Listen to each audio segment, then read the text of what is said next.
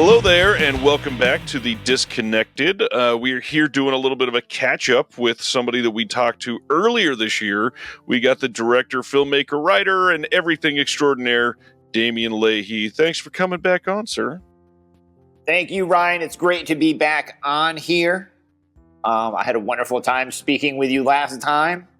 And you know what? I want to kick things off with some holiday physical media and discussion. Sure. real quick, because I am still here in Pakistan. I'm in Karachi. Yeah. It's early morning here. I'm having some coffee, and I was recently doing some shopping, right, for Christmas. Some Christmas shopping, some holiday shopping, as you do. And what I wanted to, yeah. And I was talking to some friends of mine, and when we were younger, our parents would be the ones that would like surprise us with gifts. Of course. Right. But now, for years, now that I'm older, like I'm the one that surprises them with gifts, and they just ask me to shoot them some Amazon links. You know what I mean? And so it's like reverse. Like I'm the one that bends into a pretzel trying to get all these thoughtful, clever, and creative gifts, just like they used to when I was in grade school and in high school. And they're the ones now that are, just get the obvious stuff, that get me the obvious stuff, right? They're just like, don't forget to send us a couple of links on on Black Friday for what you want. But I was doing that, so I was looking for a couple of things, and I was looking at the prices on Amazon. And one thing that I've tracked, and you and I have kind of talked about this, is I've kind of been tracking how, not just in Amazon, but in general, the deals that companies have been rolling out aren't very enticing. You know what I mean? Absolutely. Like you're seeing a lot of 17% off. Like up to 40% off. Like a couple of years back, for Amazon, it wasn't up to 40% off. It was up to 70% off. Right. And I was looking at the steel books, and during the pandemic, I scooped up, and before the pandemic, I scooped up quite a few cool steel books.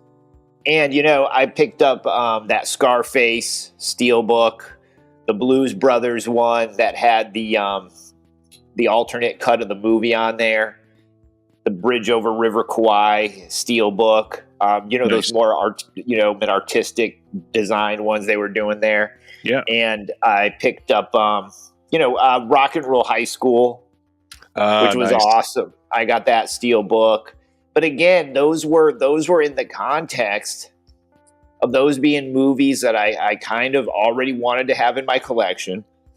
And I got the steel book because of the flash sales, because the flash sales, the steel book was in some cases cheaper than the standard version. Very true. Yeah. It seems like they want to get rid of those. Yeah. And so that was kind of during the pandemic. And, I'm not gonna, I'm not ashamed to say that I'm on a budget. We all should be. Yeah, absolutely. I'm always trying to find good deals on these things. So, and I got them all. Like Amazon was constantly having flash sales on those things. Oh yeah. And I got most of those between $8.99 and $17.99. I think $17.99 for Fargo is the most I paid. $8.99 was the cheapest, and I got Snatch, Steelbook, and then but most of them I was scooping up for like $12.99. Like the Psycho Steelbook and the Zombieland Steelbook, etc. Right? And around that time, they were pushed by Best Buy, all that competition. Yes. And actually, Snatch I got from Best Buy, actually. There you go. And so I got, I splurged and I got a Mondo edition of Ghost in a Shell that I like splurged and bought myself as a to Damian from Damian birthday present one year. So that was like $25. And that was Nice. the, I don't know if you were aware, but there were 2 versions of Ghost in the Shell available. Yep. There was one that was like super digitally remastered. And then there was one that retained the more like film quality. Right. And depending on your taste, your preference, you could get either or. You know what I mean? Oh, yeah. But both were available. So I got that one. But I was looking at the steelbooks on the Black Friday on Amazon. And, the deals were not very good, right? And then This is true. I wound up, and here's kind of like the unspoken rule with my family when it comes to like gifts around the holidays. It's like, err on the special edition, right? Because it's the holidays. So it's like if you're going to get somebody a book, you usually get the hardback, right? If you get somebody a movie, it's usually the 2-disc special edition, whatever, And so I also try to pick out things we can all watch together, right? So, of course. I got a steelbook for the Guns of Navarone. I shot my parents the links to that. I think that was like $22. Yep. And that was on sale. And that was on the cheaper side. Oh, yeah. And that was just, I believe, the Blu-ray. I'm not sure if it has the 4K in it. I don't do 4K, so I don't care. I noticed that they eliminated a lot of the Blu-ray only. Correct. As if there's propping up this narrative that 4K just like dominated the scene, which didn't happen. You know what I mean? They just want to push it. So to a point, yeah. It's caught on. I mean, it's caught on a little bit, but I mean, not to the point where you're like no longer selling Blu-ray steelbooks. Like I know those steelbooks are available. You know what I mean? They're just not on the website. The company either had told them to ship them back or do whatever to push the 4K.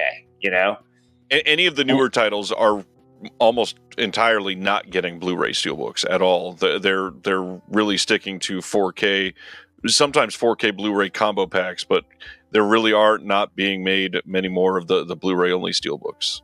Right, and that's an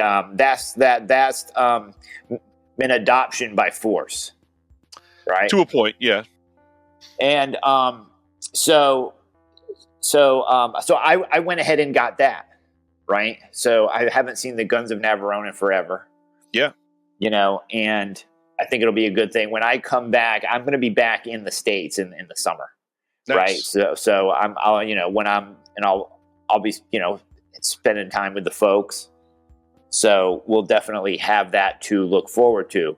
But it was interesting checking that out. I did get my dad the support your local sheriff, support your local gunfighter. I got my dad those on Blu-ray by Kino. Nice. That'll be a nice surprise for him. He won't see that coming. I got my mom the Dances with Wolves 2-disc Blu-ray. Nice.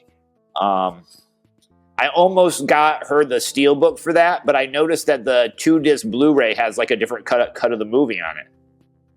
Yeah, and that was an odd one. Shout did this thing where they had a limited steelbook that had 10,000 print run, and then that sold out, and then a handful of months later they said, oh, we're reprinting another steelbook that has a 10,000 print run. The only thing that's different is the cover of the steel. Really? Yeah. So I've got the one that I got isn't steel. It's 2 discs and it's got like a director's cut of the movie on it. And to be honest, I had never heard of a director's cut for that film. Right. Things get blurry with uncut and director's cuts now. Of course, yeah. Because it kind of used to be extreme examples are the best to use. You had the famous Once Upon a Time in America example. Right. Right. But that's like, that's like an outlier. And then you do have like other films. Obviously, the uncut version of Dead Alive is superior to the cut one that some video stores got in the 90s. That's another extreme example. But then you see a lot of, especially with the horror, where it's like the theatrical version is the superior version. It's the version that the director approved and prefers. Yet we also have an uncut version. That's not a better movie. It's bloated usually. Yeah, and it has just like either more. It usually just has like more gore for the gore hounds, right?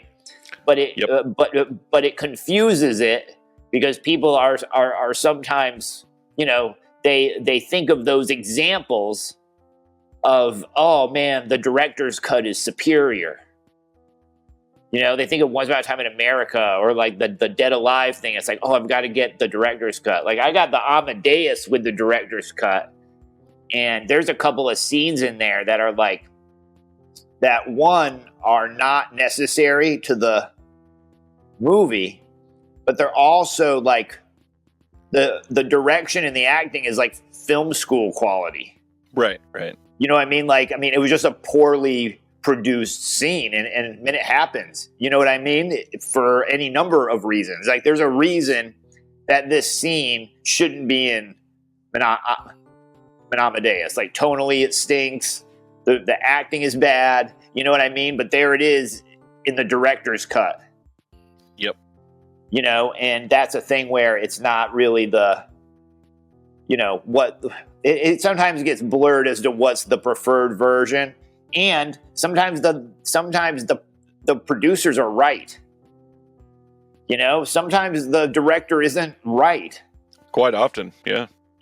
And you see from just like all the mistakes that get made by directors. And again, a lot of it goes back to that Once Upon a Time in America example. The like, or like Pat Garrett and Billy the Kid. The like evil studio. The evil studio trying to compromise the director's vision, and it's like, look, man, I've read a couple of books on Sam Peckinpah. He was irresponsible and completely shit-faced on that set. On most sets. on most sets. But if he had cared about his director's vision so much, he could have tightened up. You know what I mean? Oh yeah. So that's and I know Criterion just put out like a 4-disc version of that. I was an early adopter of that movie, and that's one of those movies where Sam Peckinpah is one of my main guys coming up, that inspired me to get into film and all that. And I just want to say that, and I am just like an avid, like I am like a pretty big Bob Dylan fan. Yeah. You know what I mean? Like I'm a very big Bob Dylan fan. So like Bob Dylan, Sam Peckinpah, to me, that was like a killer combination. And I've probably seen that movie 15 times. Like I had the first director's cut that came out. And I think it's a good movie at best. Like I would love to be able, every time that I watch it, I would love to be able to like join the ranks of it's a masterpiece. But I just can't. Like I think some of it is like inept. Some of it is like a Jess Franco movie. You know what I mean? Like the basics of like filmmaking. Like just eye lines don't match. Like there's one scene where like the film is like oddly sped up. You can tell it's a mistake. I mean, it's truly like there's moments, especially the beginning. The beginning is super clever, amazing. Bob Dylan's score is awesome. Yeah. I just think it's needlessly I think it's sloppy. And so I watched another cut of it. I got the DVD, which had like 3 cuts on it. Did you ever get that version? Not the DVD. No, I honestly, I've not even seen the film ever. This is one that has eluded me, and I just got the Criterion version when they released it, and it's on my list for coming up here soon after I finish a couple more of these projects.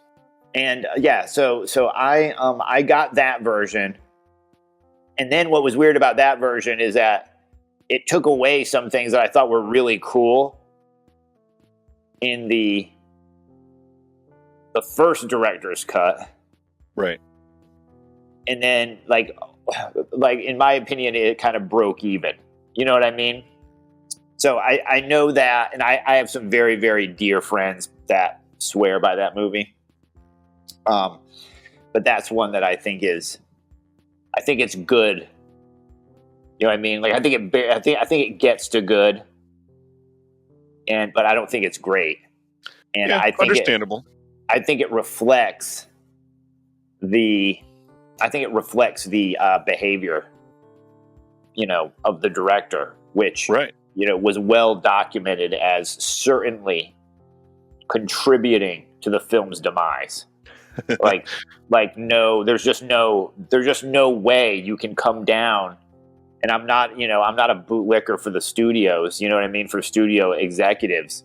But, sometimes, it takes 2 to tango.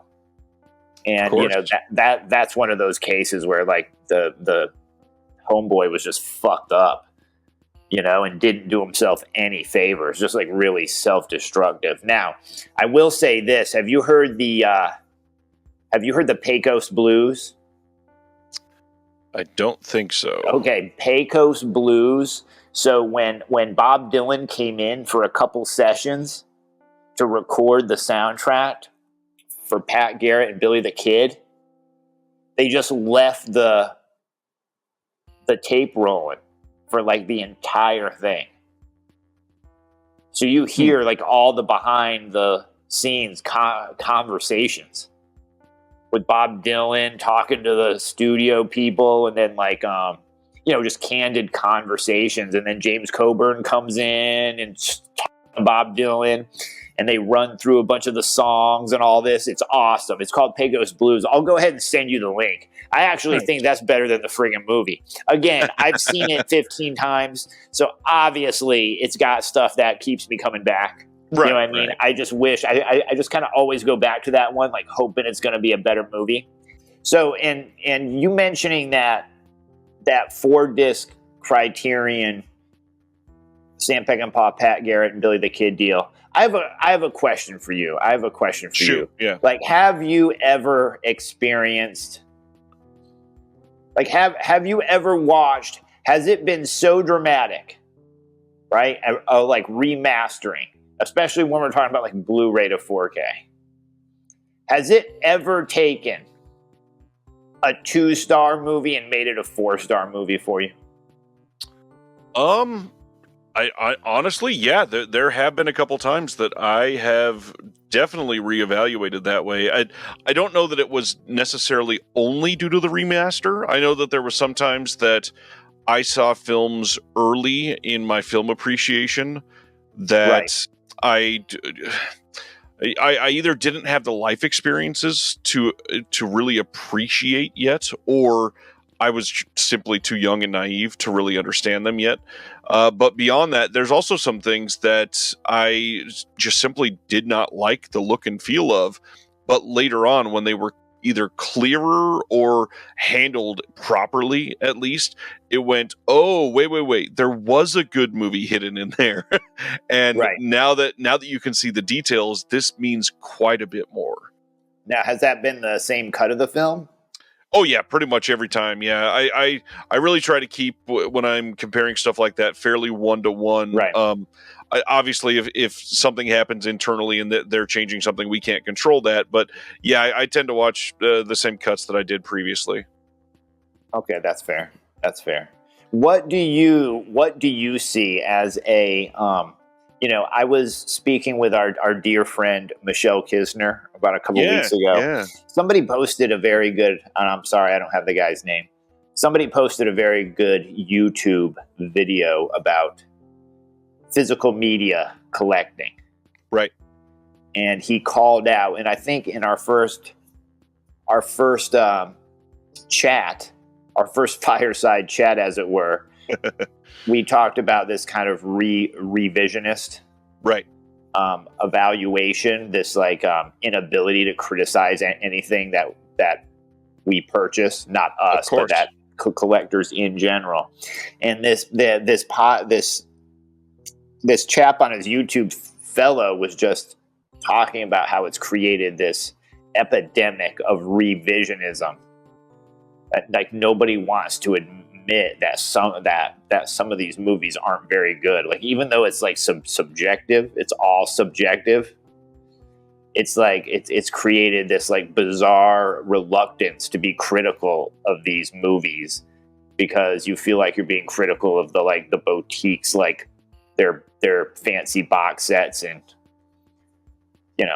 all their packaging and all that stuff, which amounts to, and this is his words, not mine, polishing a turd. Right. So, I mean, what are your thoughts on that? I mean, there's a couple things. I certainly agree that many of the movies getting these giant bells and whistles releases simply do not warrant that. They are not great films.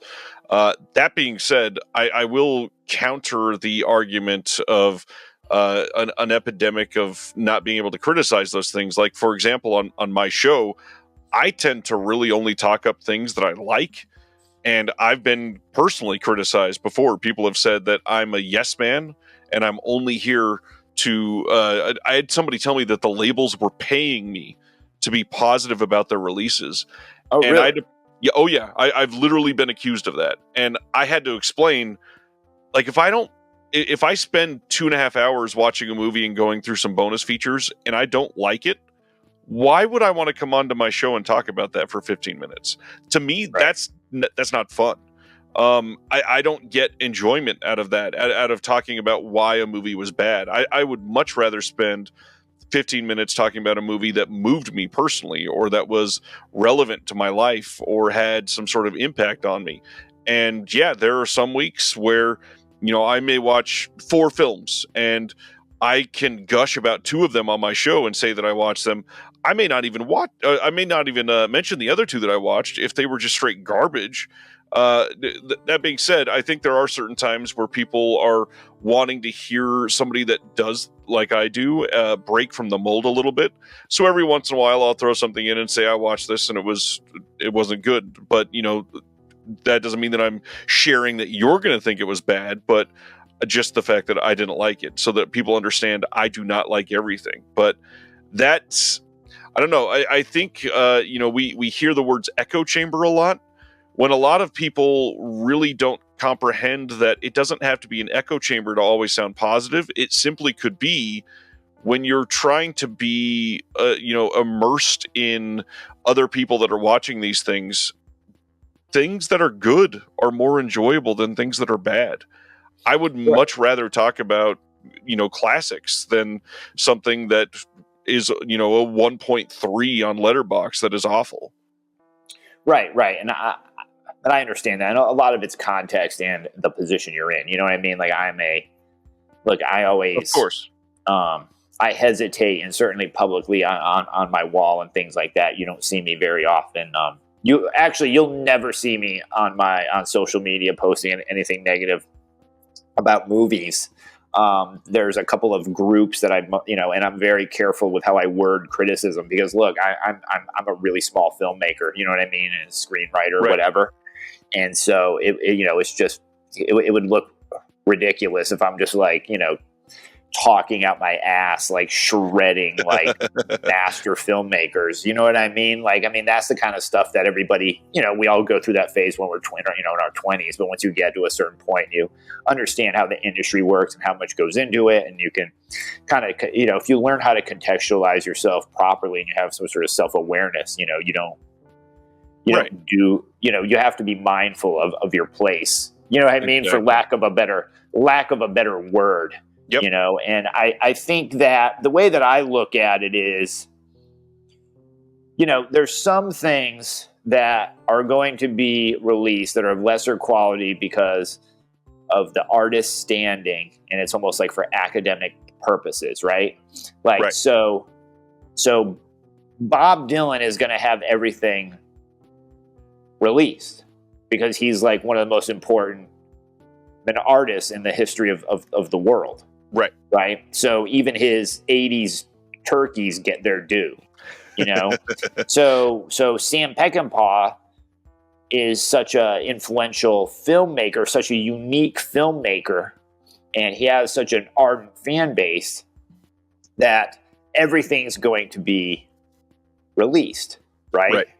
Now, when I see clunkers like the Osterman Weekend and Convoy getting 4-disc box sets, obviously I kind of roll my eyes. Again, Sam Peckinpah, he's a master. He's one of my heroes. You know what I mean? One of the guys that, got me started. And again, but when I see that, I roll my eyes a little bit, but then I'm like, hey, it's Sam Peckinpah. You know what I mean? Course, this is like for academic purposes. But, when I see just like, standalone films that don't have that kind of narrative along with them. And, when I see these films and I know enough of the people that are in this side of the industry, and I know when these films were released on Blu-ray that they didn't sell. Right. And now I see them coming out in like 4K, like 3-disc sets. And then I see more and more, not just, I'm not talking about your announcements, but just like when because I have, my social media feed is loaded with Cinemaniacs, right? And they're always popping up announcements and stuff. But I see more and more people kind of being a little, making kind of snide comments. Yeah. And then you kind of run into like signposts, right? Like you and I have talked about, like you remember when I shared with you that completely insane box set for John Lennon's Mind Games? Yes, I went and watched the video for that thing.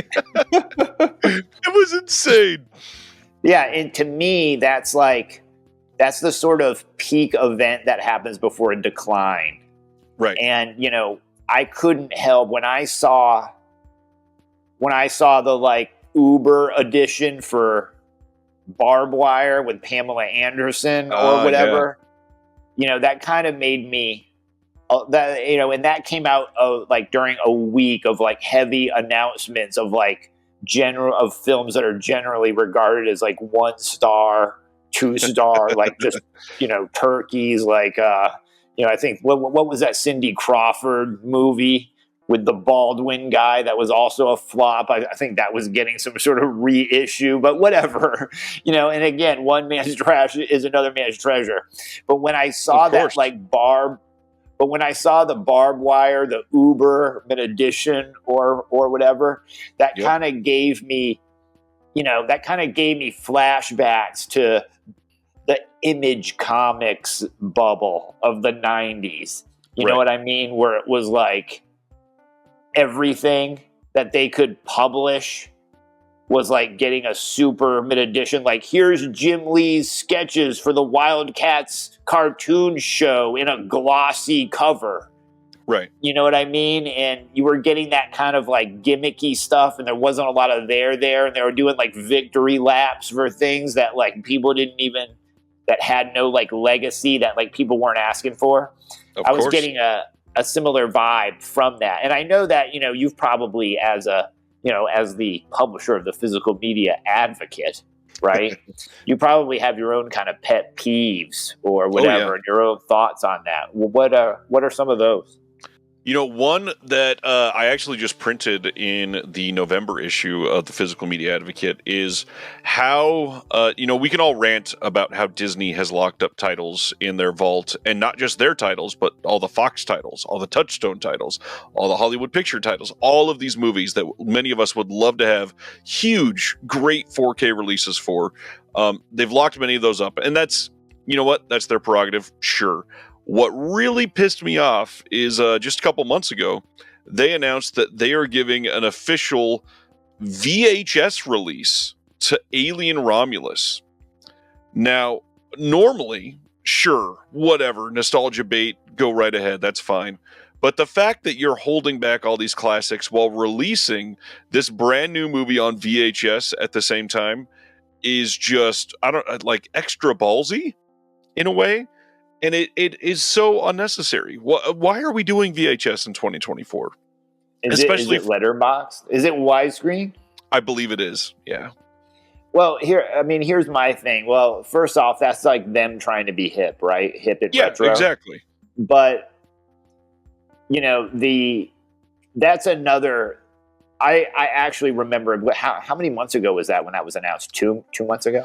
Yeah, I think it was announced in October or September, and then I think it literally just released in the last couple of weeks. Well, that to me is another signpost of an extreme kind of thing before a decline. Right. Right, where it's almost absurd, However, something like that as a one-off, could sell. I'm not sure how over that movie was. I know it was pretty hot. It was fairly hot. Oh yeah, it did very well. It did well. I thought it was. I thought it was very enjoyable, except the last 20 minutes. I agree with those that said the last 20 minutes it completely. If it wasn't for the last 20 minutes of that movie, I'd probably go back and watch it again. Right. But those last 15 minutes or so was hard on my soul. So I went into it expecting that, because a lot of people had mentioned that when they were discussing the film. And I was watching it and I was just like, oh man, I'm totally into it. This is cool. I thought it skewed a little too young adult, but right. the way they used the original android was very clever, I thought. So I was into it. And then I was like, oh man, I was like, I've only got 15 minutes left and this is still holding strong. And then I was like, oh Lordy. And then it was it was all the main, what was weird about the last 15, 20 minutes is that it was all the stuff from the previous 3 movies that everybody was unanimously this is terrible. This is ruining this series. They crammed all of that into the last 15 minutes of that movie. And I was like, wow. I was like, wow. So, but however, it was still, that's a movie. If it came on TV, I would probably, I got to backpedal on what I said. I would probably watch it again. Because I thought it had a really good texture. I thought it was well made. Now going back to your point about all the movies that they're holding, that Disney is holding back. Yep. I think that they would be. Look, the House of Mouse has gone through a little bit of a downturn. They've been historically, they've always had downturns, right? People seem to act every time Disney has a downturn that the entire company is going to go belly up. Right. They were saying that in the years leading up to A Little Mermaid. This is true. And then they were saying that after Pocahontas bombed, Pocahontas finished off their big winning streak. And then, actually, I think that still did okay, but Hunchback of Notre Dame definitely killed it. But right. I don't want to get into all that, but then they came back with Toy Story. Anyway, you know what I'm saying, right? Yeah. There's no situation Disney just came off of like the most successful run in like the history of Hollywood. Right. You know what I mean? In the history of Hollywood. And you have these jerk offs on their YouTube channels, right? They're all my age, which I think is hilarious. They're all my age and like purport to be like film historians and like know their stuff, but they don't. They're like completely ignorant. They don't know the history of the business. They don't know the history of Disney. They don't know the history of like just about anything that they're talking about. Right. You know what I mean? And, you know, as soon as there's like, been a weakness there. And look, I'm no mark for the House of Mouse, right? I'm no mark for the House of Mouse. And watching them make the kind of mistakes that they used to never make was pretty interesting. And now, look, all the issues with Marvel and all the issues with Star Wars, those are all obvious things that everybody talked to death, right? So we don't need to, retrace any of that. But what I do want to do is tie it into what you said. And I think that there is a hesitancy based on their last couple years of like huge flops, right? Like Indiana Jones, right? Yep. And other animated movies that they had and Marvel movies that didn't do so hot. So I think there's a hesitancy to maybe like roll out it in the midst of like a tidal wave of releases to maybe, push for that, right?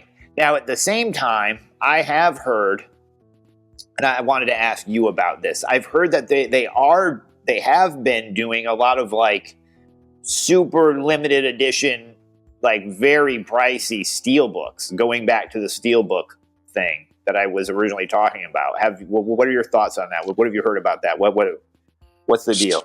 For some newer releases, that is absolutely the case. So the two biggest, most egregious ones from them over the last handful of months were Inside Out 2, that newest Pixar film, and then the new Marvel movie, Deadpool and Wolverine. Both of those came in a 4K steelbook that were sold out. We're talking sold out either on pre-order or in the first week of release.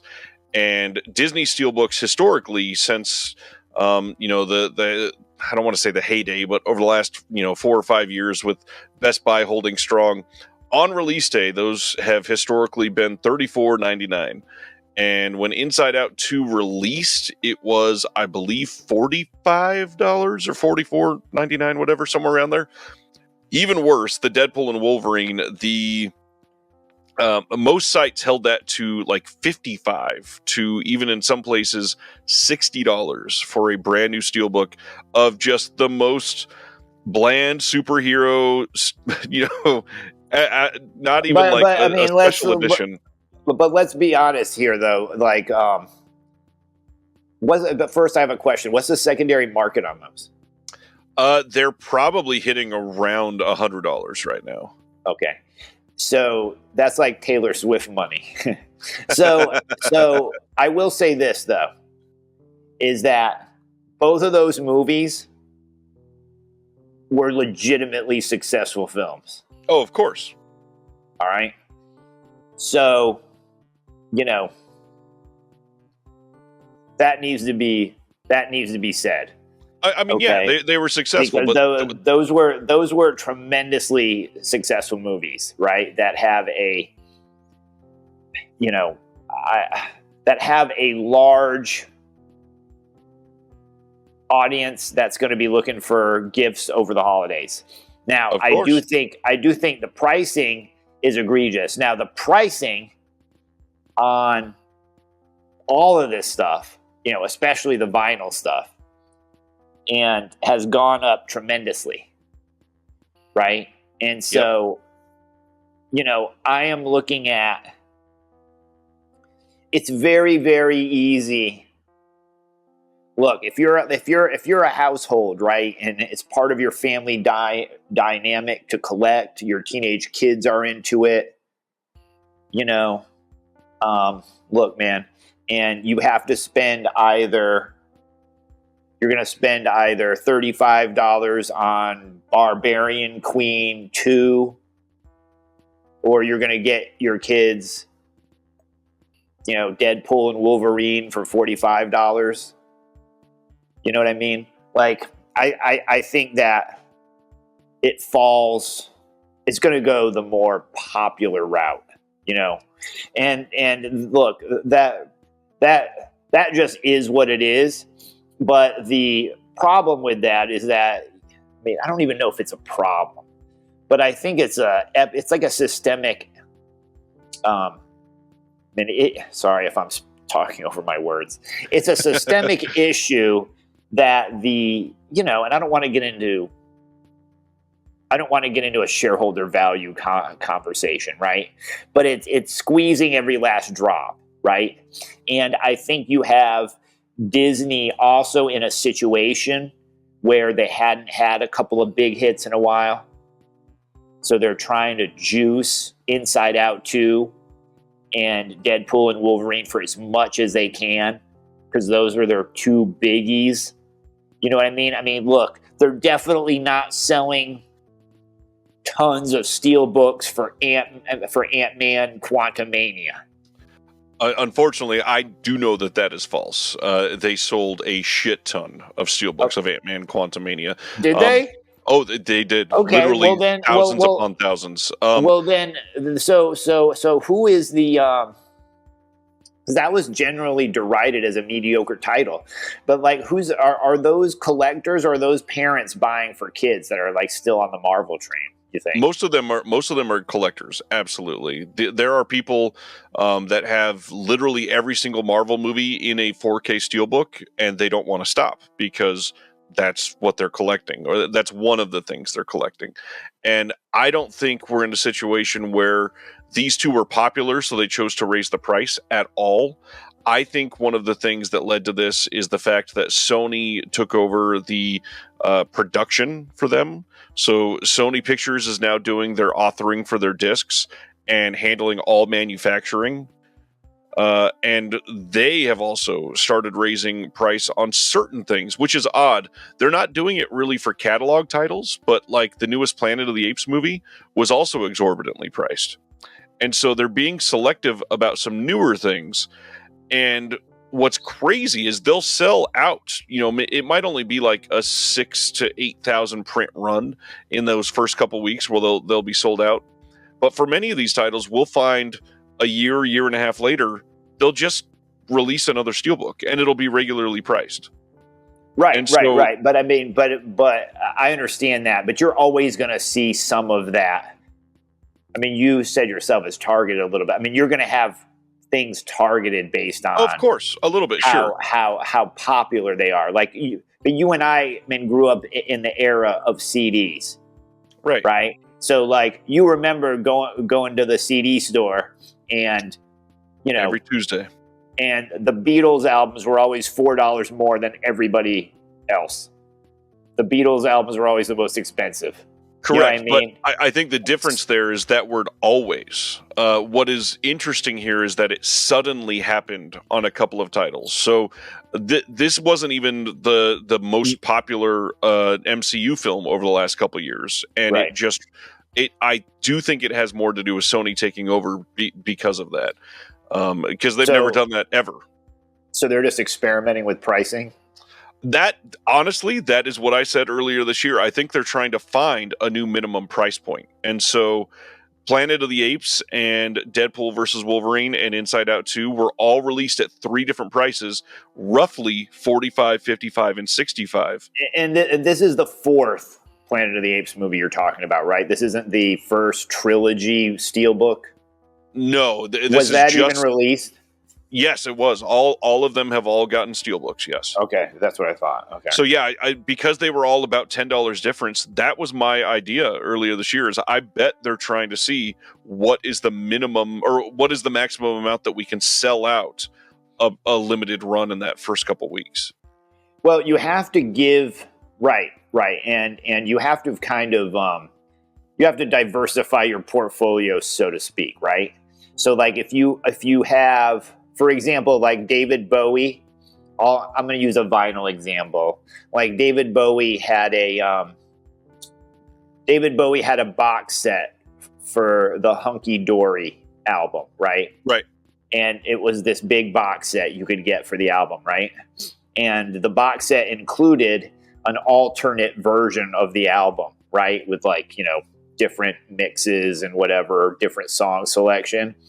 Right. So that was released, right? But then you could also purchase that alternative album and the new remaster or whatever it was of the original album that was, released separately.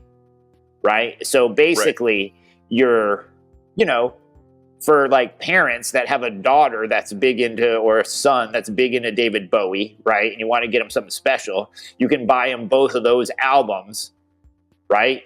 You can buy the new version of the new reissue of Hunky Dory.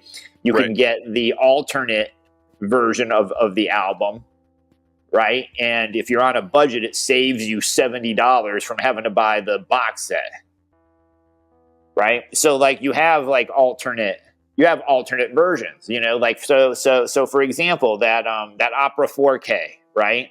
Yep. The they released that, what was it, 4 or 5 discs? Yeah, the giant one.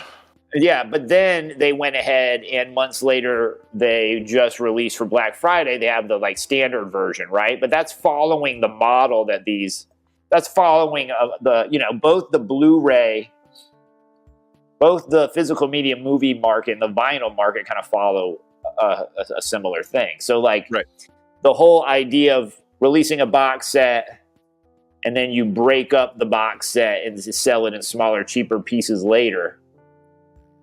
You know what I mean? Oh, yeah. That's very, very common. Yes.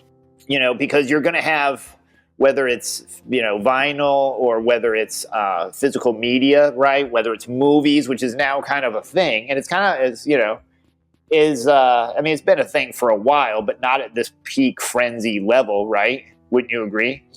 So you're going to have the early adopters, right? Right. So that are going to buy they're going to buy all this stuff when it's new. And they're never going to believe that anything's going to be around for a while or it's going to go on sale. So for example, when the Rolling Stones mono box set came out a couple years ago, right? There's only 10,000, everybody's going crazy. All these people are going to buy it. Right? Of course. Because it's going to sell out. That box set is still available on Amazon for way cheaper. But that's everything. But you're always going to have those early adopters. So whenever you're watching YouTube, whenever I'm watching YouTube channels or I'm looking at the social media posts for these boutique film releasing companies, and I'm also watching YouTube stuff for vinyl. I have my YouTube channels that I listen to for vinyl and stuff like that. Yep. Both have one thing in common, and that is in the comments, there's always the early adopters, and it's the same comments. My wallet's gonna be killing me. My wife might leave me, but I have to have this. We were going to go to Disney World, but I've got to jump on this or it's going to sell out. You know what I mean? These are people that are borderline addicts. Oh, that's not borderline. They absolutely are. You know what? Well, I didn't want to, I'm a guest on the podcast trying to I'll say it. So yes.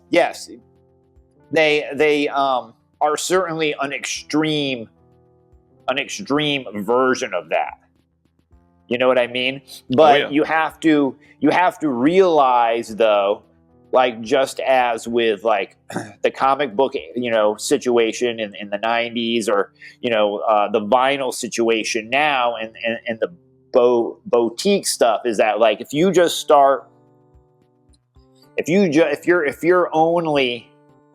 if you're only generating releases for that level of buyer, that level of collector. Right. You know what I mean? You're leaving the casual hundreds of millions behind. Right? And especially some of these companies don't seem interested in marketing what they're selling to anything outside of the bubble. You know what I mean? And eventually the bubble bursts, right? Right. So recently you also wrote an article for Dread Central, and it's kind of apt for 2024 as a whole, where many people are feeling like everything's on fire. And God hell, you're not even in the U.S. You're over in the Middle East right now, and your article that you wrote about is watching horror movies when everything around you is a horror movie as well. Tell us where that came from. That, it's funny. I had actually wanted to write that for quite some time, and as you know, in the article it talks about when I originally became kind of more aware in global events, and not that I was, I always prided myself, kind of like it says in the piece. I don't want to be redundant there, right. But I've always prided myself on being aware of what's going on in the world. I think it's incredibly important. It's incredibly important to you if you're a writer, if you're an artist of any kind. Of course. I also think that when you're in entertainment spaces, I think that people have a tendency to get in a bubble. And my heroes are, folks like Paul Newman, Audrey Hepburn. Yeah. Right. And because of Audrey Hepburn's work with UNICEF, that's something that I'm developing here in Karachi, in Pakistan. And Denzel Washington, reach one, teach one. He's one of my heroes. Anyway, the folks that I kind of admired the most, even on the rock and roll side of things, with Bruce Springsteen, these are people that the more acclaim, right, that they achieved, the more they gave back and acknowledged, horrors of the world. You know what I mean? Not in an obnoxious way.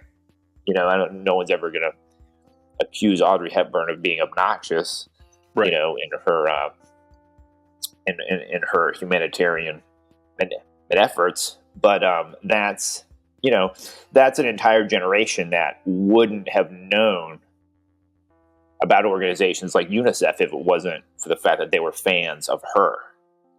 Right. You know what I mean? And Audrey Hepburn obviously benefited from having a legacy, an enduring legacy and popularity that lasted decades after she, retired from the business. Yeah. And, has since passed away. She's her filmography is pretty amazing in that she chose a lot of good projects that were ahead of their time. Right. So some of her projects that were popular at the time that have since become a little dated, they're balanced out by the stuff that she did that was like really ahead of its time, right? Like The Children's Hour or Two for the Road. Yeah. And things like that.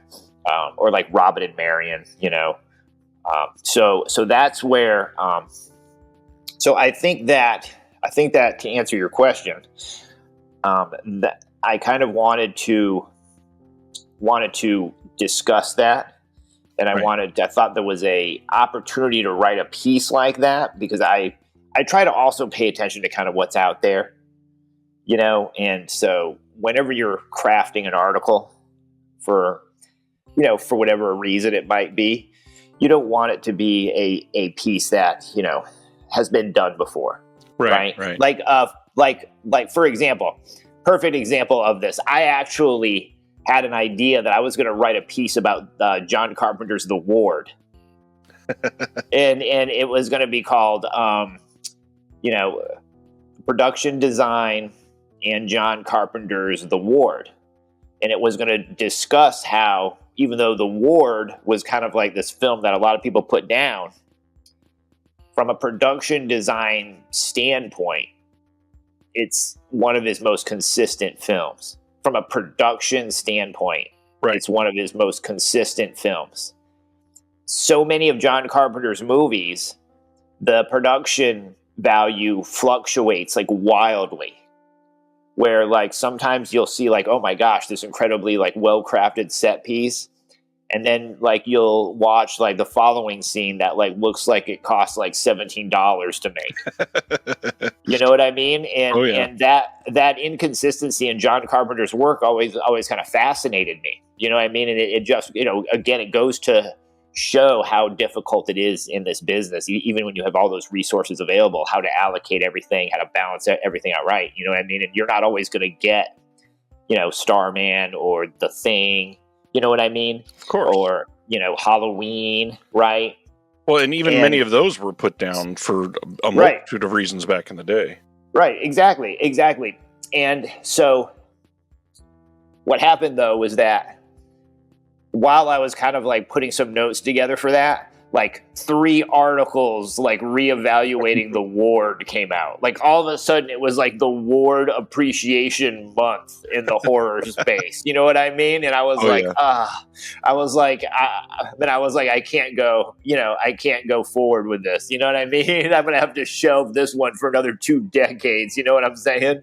It's sort of weird how cyclical many of those things are. It seems like you don't hear anything about some certain subject, and then for a month, that's all you will hear about. Even big things like you won't hear anything about George A. Romero except for the Dead trilogy that he did originally, and then all of a sudden, while you're planning something to write about Bruiser, there will be 9 different reappreciations, 7 YouTube videos, and a brand new podcast all dedicated to Bruiser. Right. Yeah, absolutely. And it's funny when he came to our film school and visited. He actually screened Bruiser. That was like one of his first screenings of that film. But the article seemed like the time to write it, and so look, it felt good getting it out there. Dread Central had just done the interview with Christina. Yeah. While we were doing the promotion for the release of Opera and Simple Like Silver. Well, and one really great thing about this article is there's no easy way to say this, I guess, but it's like the opposite of gatekeeping. It's trying to tell people that no matter your worldview on this subject, you're not alone, because there's other people like you, and not enough people are saying something like that specifically. And it's important in a time where we're hearing on one far end of the spectrum is all of a sudden these movies are too political, and then the other end of the spectrum is looking to make a difference with art, coming against politics in a way. There's got to be a balancing point for both, but in all reality, politics have always been a part of art, and it always will be. That's one of the biggest aspects of art. Man, absolutely. And I'm glad you brought that up, because, nobody is more message heavy than probably Sidney Lumet. And I see so many filmmakers, film fanatics that decree the modern politics in cinema. Right. And they'll use Sidney Lumet as an example whenever somebody talks about his movies. They'll be like, oh man, I wish movies could go back to that, where they didn't have all this politics. And right. it doesn't, they always reference these directors that made political movies with a lot of heavy socio-political messaging in them. Look at The Verdict. And, The Verdict, 12 Angry Men. What's that Running on Empty, right? Isn't that the one with River Phoenix with that's like heavy political stuff, even if you're talking about police corruption, right? With Serpico and Prince of the City. Of course. So I think that there's, when you talk about a balance, is that one thing that I want people to be aware of too, is that these filmmakers and these screenwriters, they're not as many of them are activists as people would like to believe. Right. And that's both a positive and a negative. All right. And the bottom line is the bottom line, right? So when you see a large number of female-led movies coming out, or female lead action movies, right? Like, how many variations of La Femme Nikita have we seen in the last 10 years, right? Right. Like, very few of the producers behind those movies are doing so because they care about female empowerment or feminism or, have a statement about gender roles. Yeah. The job is to make money no matter what. Yeah. They're producing those movies because they think they will make money. Right. And as soon as that trend wears itself into the ground, because that's the history of the business. The history of the business, going back to the very beginning, the 1910s, is, in the 20s, is running every trend then into the ground, right? Finding a new trend, right? And then running that one and into the ground. And then a decade or so later, it becomes kitsch or it becomes hip to revisit the other trend. Or there's a parody cycle, right? Where you have to like make fun of it, right? Kind of like the original with the Universal Monsters, right? They had to, they ran that into the ground in the 40s, and they had to kind of poke fun at themselves with Abbott and Costello, right? Right. So what a lot of folks need to understand is that a lot of this current trend, right, is fueled by, I don't want to say the word cynicism, but a lot of the people producing this content, they don't see these trends as anything more than another version of 3D, right? They see it as a gimmick that's hot, that makes money now, and therefore we're going to do this. And so when you hear people complain about it or they push back against it, they seem to always want this kind of like agenda. Like there's like all of these people like producing this content are like activists, right? And it's like, no, like the majority of them are not. Now are there some that have an agenda? Of course, some of them that agenda is genuine and comes from a good space. Some of them might come from a good space, but they don't have the talent to get it out there properly, right? That happens too. However, when I was coming up and it was nothing but Arnold Schwarzenegger, Sylvester Stallone, Bruce Willis, Clint Eastwood, Steven Seagal, Jean-Claude Van Damme, like there wasn't, like there's not libraries of journalism about how it's male activists that are destroying Hollywood with a male agenda and et cetera, right? But as soon as you have a couple years of the trend going the other way, like you've got folks having nervous breakdowns. Like they can't even, like they don't know how to handle it, And so, look, I always say this. And it's not, just the horror space, obviously. It's all, it's the other fan spaces, right? But it's not, and people always look for a reason, right? We're definitely at a very difficult time in our society and in the world. But you know how Carl Sagan made the comment about how the bamboozled never want to admit that they've been bamboozled, right? Of course.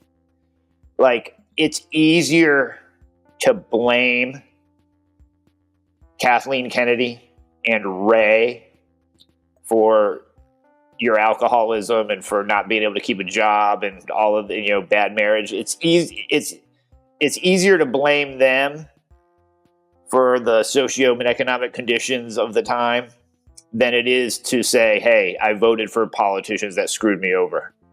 Or I listened to the wrong people, or I made the wrong decisions. Now, I'm just saying that's, that applies to a more extreme segment right?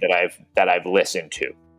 You know, it's time at a certain age, right? When you're in your when you're in your 40s and you have kids, you know, and you know your passion, right, is going on a, you know, social media space, a virtual space, and publishing these screeds, these hysterical screeds about Madam Web, about how Madam Web destroyed, you know, Spider-Man. Right.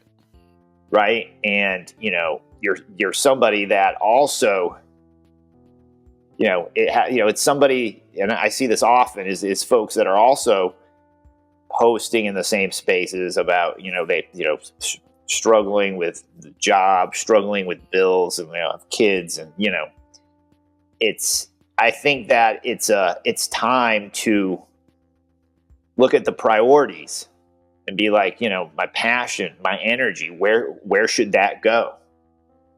Should it go to Madam Web? It's a great question. Know, possibly not. Madam Web is where your passion, frustration, and anger should go. But for many, it's easier than facing hard truths and looking themselves in the mirror, right? Looking at the world and looking, you know, it's a very tumultuous time, and people have a lot of bottled up resentment, and it's going to manifest itself in other ways, right? It's going to seep through the cracks, as it were, right? In sometimes productive ways, right? Sometimes healthy ways, because there's a lot of positive that can come from, you know, the community around a fan base, right? So let's not discredit that. A lot of positive, of course, but when it turns toxic, and the obsessing over scapegoating, right? Like waking up every morning and examining every property as to how it's, you know, bad for these reasons. Well, the truth is that exists in literally every community. We should absolutely. point that out. Absolutely, and that's why, that exists in the community, that extreme, but it's no longer fringe. It's become like the go-to, right? So like here with Disconnected, for example, right? I'm gonna shamelessly plug you on my show. yeah. I'm just gonna go ahead and name drop you, like, right here. No, but like, but for example, there are a large amount. There's a balance, it seems, that's a negative balance, where it's almost like for just as many, you know, objective, well-intentioned, I don't want to say well-intentioned, they're all well-intentioned in their own minds, but you have a lot more, for lack of a better way to explain it, vitriol has become accepted. Right. It's not a fringe thing. And so you have, for every more objective, I don't know how to explain it, but like for every more objective kind of, you know, even keel, I guess is a good way to say it, even keel podcast about this hobby or that hobby, right? You have, you know, the house is on fire, extreme vitriol. Right. You have that. Whereas years ago, that more extreme stuff wouldn't be so common. So let's cover one more of these pet peeves in collecting. I'm going to say the next big one for me is a rare compliment I'm going to give to the Criterion collection.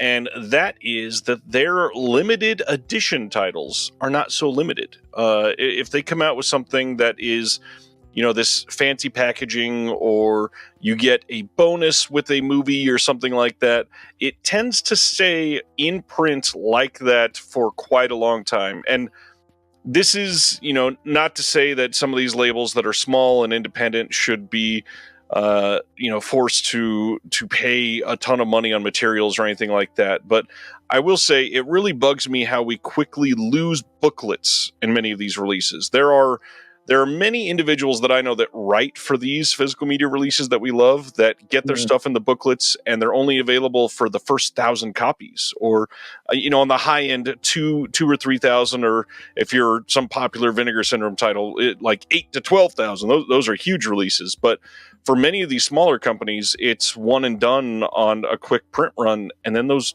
essays are gone forever. I would love to see those stick around. Do that? Doesn't Indicator do that quite a bit? Yeah, pretty much every single label that does booklets do that. Is the booklets are never in the standard editions. Which to me from a consumer, right?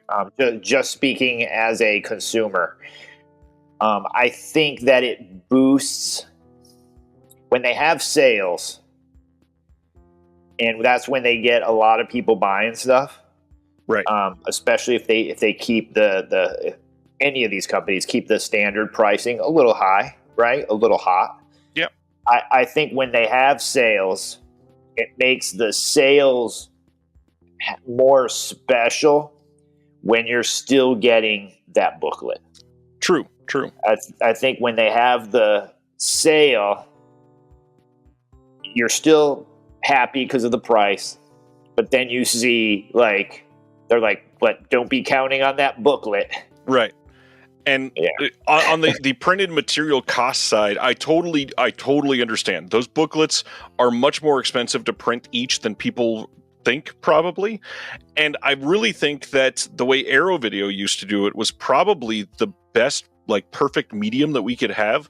They used to do the limited print run of the booklets. And so we'll say, I don't know, 3,000 titles came out and it had the booklet and the slipcover and all that fancy stuff. And then the standard came out and it lost the slipcover, lost the booklet. However, once that initial print run was gone, they took the booklet and uploaded it as a PDF to their website so that everybody could still go find the work that was done for it. They could still find the pre-written essays. Hell, if you really wanted, you could print it out and make your own booklet. You could literally download the PDF and craft your own booklet for your release and have it be the same. If you want to put the money into it, that's totally fine. But then that work is still preserved, at least online somewhere, for people to be able to enjoy. For whoever, I mean, Arrow paid somebody to write those essays. They should be available for people to do. I mean, you paid for the work. Let's see the fruits of that. I mean, I think that's a very good idea, especially if people are, browsing titles to blind buy. Yeah. And then after a certain period of time, when people go to check out a movie on their website, the essay's right there for them to read about it. Whether or not it has spoilers, whatever. But right. I think that's a classy move. I think that's a classy call on the part of Arrow. Yeah. I think that there's a balance, right, where the sooner or later all of these boutiques cry uncle and they have to have these sales, right? And exactly. And I think that from their point of view, it's like, all right, if we got to have these sales, if we're going to be offering this, and I want to say that I do question the intention of some of these companies actually turning a profit based on some of their just the way that they operate. But if you're going to give sales, right, like you have to remove something. Right. Okay. And I understand that because their clientele, like we talked about at the beginning of this podcast, those first time adopters that want to get everything as soon as it comes out, you want them to always have something special that the people that buy it on sale don't get. Right. So then when they're talking in their little communities, they can be like, oh, well, I got it when it first came out. So I got the booklet, or I got the slipcover, or I got this, or I got that. I'm not sure about what do you think about the selling the slip covers separately thing? What's your opinion on that? I mean, if if you're doing it later and somebody already has a copy of the movie, that's fine. And I also think it's a classy move to put up a standard edition the same day as the limited edition, rather than trying to sell out all the limited, immediately. What if somebody wants to get the release early, but they don't want to pay for all the bells and whistles like the booklet or the slipcover, and they just want the disc? That should totally be fine. I would love to see that. But yeah, if I don't know, if I'm a secondhand buyer and somebody had a standard edition of something and you have these slipcovers and booklets available for sale on their own, I might want to upgrade those. Maybe I have a standard edition of a film and I watch it and I go, holy shit, this is one of the best movies I've ever seen. I wish I had the full, complete, robust version, because this is now one of my favorite movies of all time. I would love the option to be able to do that. Yeah, I think that's a valid point, and I think that comes down to PR, right? I think it comes down to whether or not you announce. Right. You announce it from the outset, right? Well, I think people. It's also that and warehouse space for the company, of course. Right. Oh, yeah. There's a storage, logistics as well. But I think that people, if you release, like Pink Floyd got in a little trouble with that massively expensive and massive later years box set, in which they kind of made it. The narrative was that, hey, all of this extra great stuff on here, all these brand new remixes and all that, like, this is 100% exclusive to this box set. Right. And then, a year and a half down the road, they're pulling all the components out and selling them separately.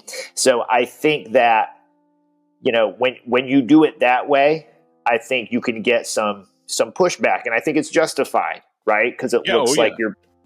But when you're upfront and you say, hey, here's this deluxe box set of this, right? Sometime down the road, there will be a standard edition available, but if you want this, this is this, right? Yep. And I think that's the way you have to do it, instead of, trying to front like this is the only way you're going to be able to get it. And Makes sense to me. And then, Black Friday rolls around and you're like, oh, what do we have here? Right. Titles that you can't get, that were only for sale for a limited time. And one of those is your film, Simple Like Silver, that Severin Films put out as part of the summer sale that they did in 2024. First of all, how's the reaction been to that? The reaction to Simple Like Silver has been great. And, that was one of those films that was kind of like a bowling ball film. Like, It just kept knocking down pins, you know what I mean? And kept opening up doors for me. So, the main purpose of that release was that kind of what inspired me to make the film, or rather, in earnest, track down Christina and go on that adventure with her, was when Scorpion did that 30th anniversary release of Opera, and Christina Marcelek wasn't involved in it. Right. And I was like, this is absurd. Like, this is who you want. Like, all of this other stuff that they had on the box set, all of it's nice, but Christina's the juice. You know what I mean? And so me working with Severin on that, one of the main goal, right, was to release a version of the film, was to have a version of the film come out with Christina Marcelek on audio commentary and exclusive interviews with Christina, who has finally been open to talking about the film. Right? Breaking the silence. Right. And I was like, just 4K isn't special enough. You know what I mean? I'm sorry. I love all these other folks that are involved in the filmmaking process. They're great. You know what I mean? But you want the main people involved, right? Interviewing the publicist or the property master or the Key Electric. That's cool, right? They're all hardworking folks. They're all part of the magic. But having the star of the film, who, has kind of, been a recluse and hasn't spoken about the film in decades and wouldn't do interviews and all that, getting her, that was really important to me. Okay. Of course. They wound up pressing double the amount of movies we had originally agreed upon. Right. Okay. Which means that I got more complimentary copies of the film. So I come bearing gifts for the listeners. And today I am giving away 5 copies of Simple Like Silver. And I also want to go ahead and say that anybody else that has any questions about the Opera 4K set that was released, you can email Severin directly about that. If you want to ensure that, the disc and those issues they had were ironed out.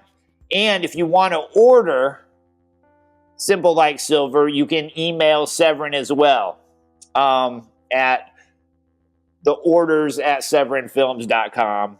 Whatever. It's on their website. All of your listeners know what that is. But you can email them directly if you want to order it. I am not sure as to when that is going to be rolled out officially again. I can't speak to that. But I do want to say that overall, bringing Christina Marcelek to the table for that 4K opera, release was the goal. Having my film, released as well was also magnificent. Glad it's out there, and certainly folks like you for keeping the magic, alive. We need guys like you, Ryan.